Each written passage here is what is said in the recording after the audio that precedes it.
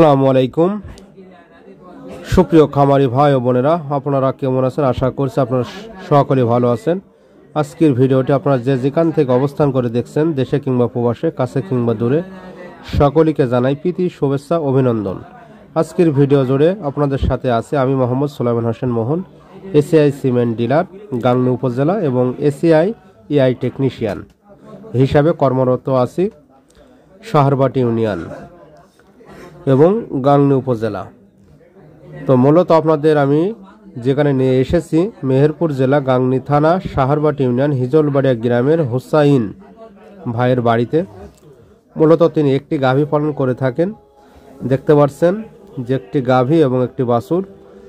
বাচ্চাটির বয়স 8 মাস প্লাস।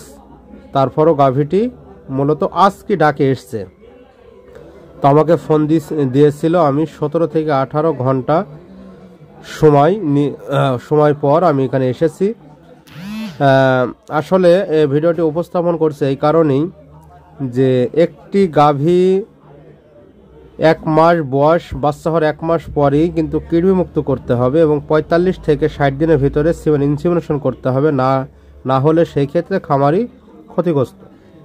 বছর বছর যদি একটি করে বাচ্চা না পায়, সেই ক্ষেত্রে কিন্তু ওই খামার কখনো ডাবল আপের দিকে যাবে না, ক্ষতিগ্রস্তর দিকেই যাবে।